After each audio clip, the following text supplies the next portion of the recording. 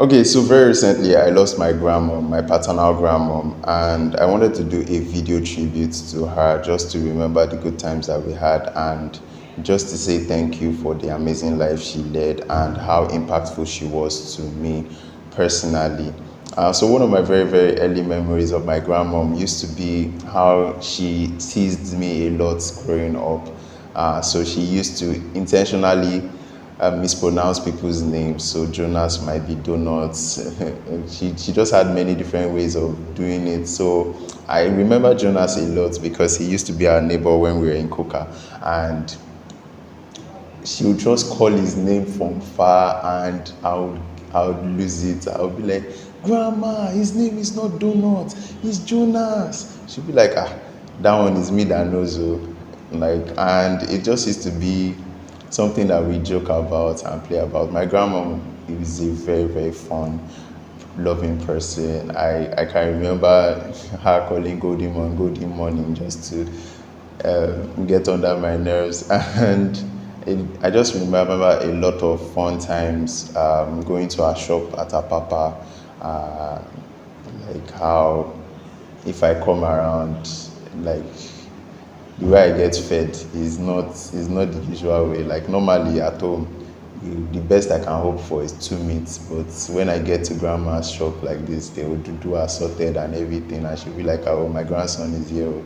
And I used to just used to be a privilege for to be honored that way.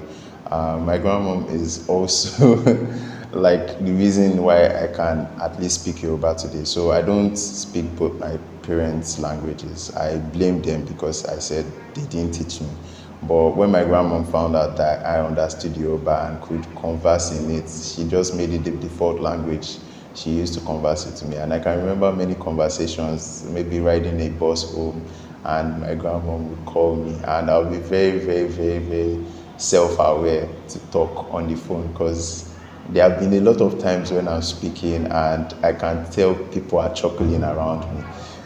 So I'll just tell her like, Grandma, I'll call you back, and she'll be like, there are people around here. I'll be like, yes, there are people around.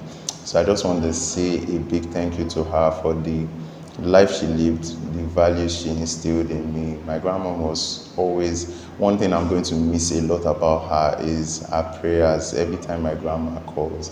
And most of the time, I might be the one calling her to just say, oh, one of your children has sent you money, and she would just rain a lot of prayers on me and just be like, that's another thing I'm going to miss, just those calls. Because my grandma, any opportunity she had, she would always say long lasting prayers that that stuck with me, and she was always the one checking up on me like weekly. And even though she might say something like, oh, why don't you check up on me and stuff like that, she still calls. She doesn't take it personally, and it's just one of those things I'm going to miss. So grandma, I know you're in heaven listening now. Thank you so much for all you did. Thank you so much for impacting in us, the children, the grandchildren, and for those many conversations that we had. I would not forget them anytime soon. Thank you so much for letting me know things about my childhood that I didn't even know about. Like my grandma used to call me Moreni Keji because everybody calls her Iabiji. I never knew why until she let me know that she had like twins that passed on. So when my dad came, it was like the next boy in the family then before I came along. So there's just a lot of history there, and I'm just saying this to anybody that is listening, like value family, like the interactions that you might be taking for granted. You don't know when somebody might be leaving. And also another thing I just wanted to say as well is there's no I don't think there's a right way of losing somebody because I can remember when my grandmom passed. Um, Even though I found out, like my cousin sent me a message, right? I was dreading the call from my dad because I knew as soon as he said so, it would mean that it was true. So in that period, that waiting period, I wasn't even reaching out to anyone. So I know there were a lot of people that reached out to me and were like, oh, grandma passed, why didn't you say anything? Please, when somebody is trying to process grief, like we do it in different ways. There are some people that tell everybody, and there are some people that are still trying to process it. So just extend that grace to them as well. If somebody doesn't let you know that somebody close to them passed on, right? It might not just be that they are spiteful about it. It might just be that they are still processing that.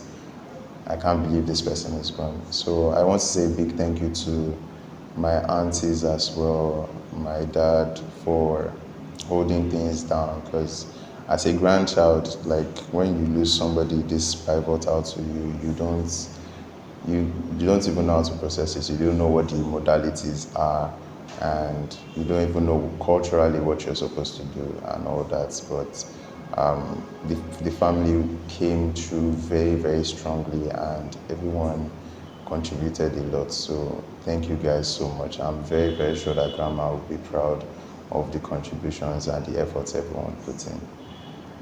So yeah, this is just me saying a big thank you to my grandma. Everybody called her Yabichi, and some people call her Mama Osage, some people call her Mama Esther.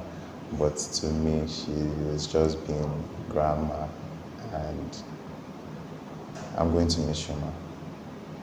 Thank you for everything.